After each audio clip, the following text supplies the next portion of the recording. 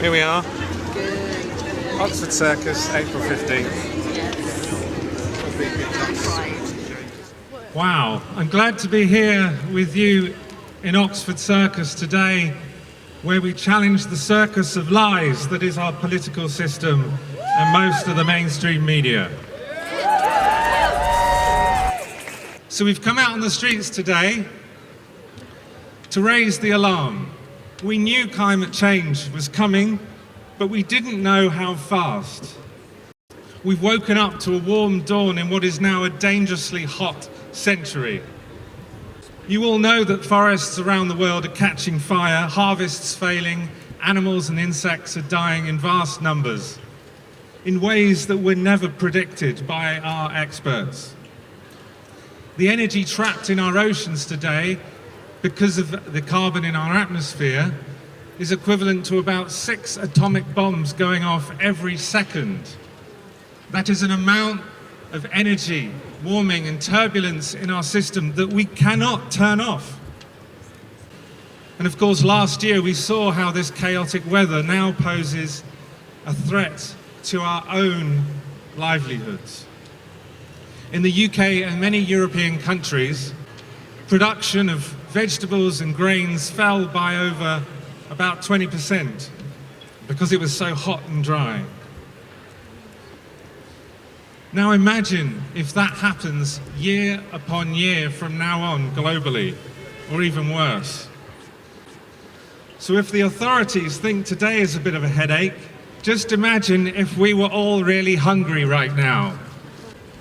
In the last few years, we have seen more and more reports from some of the world's most credible organizations about how bad things are. Just last month, the UN's Weather Organization confirmed that global sea level rise is increasing, so it's getting faster, non-linear change. Now what that means is that the whole system, the whole climate system, is now heating up at an ever-increasing rate. So the Earth is heating itself because of what we have begun. So the truth for me is, I'm sorry, but the future of our climate is not now under our control.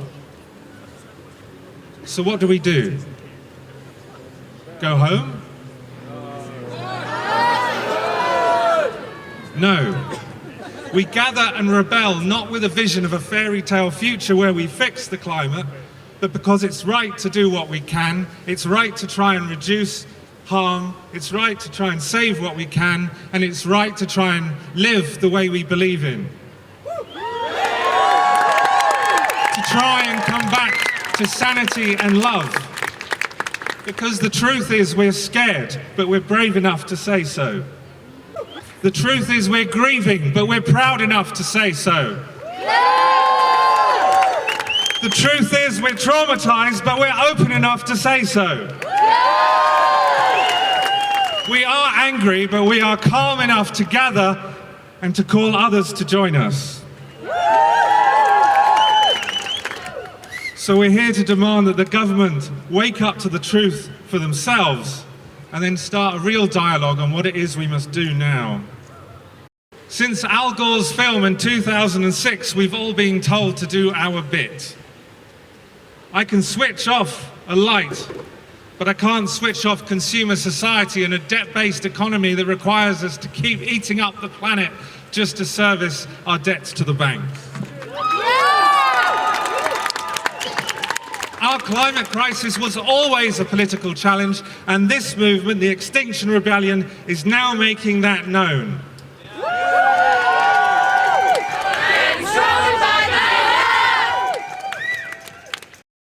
This week, and as the rebellion unfolds, which it will do, we're going to have the honor of seeing mothers and grandmothers put their bodies on the line in defense of life itself.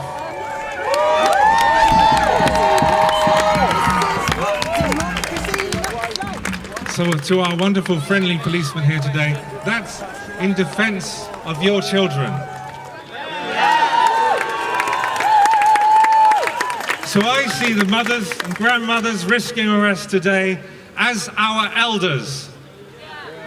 They're here for me, they're here for you, they're here for all of us. So to our police today, across London, across the world, and in future, I say, if you ever have an order to lay your hand on a mother or grandmother defending life itself, it's not just your training, it's not just following orders, that's your conscious decision to participate in this moment in a form of oppression of women and women's wisdom that stretches back thousands of years and is at the root of our crisis.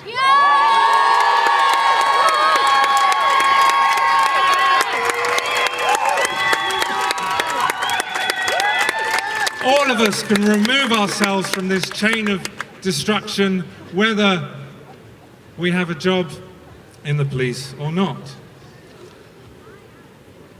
We can all refrain from uninvited touch. So to the police, I ask you, look inside as we all do and listen to the loving voice of nature in your hearts and hear her say, "Our Mother Earth says me too." Our Mother Earth says me too. Our Mother Earth says me too.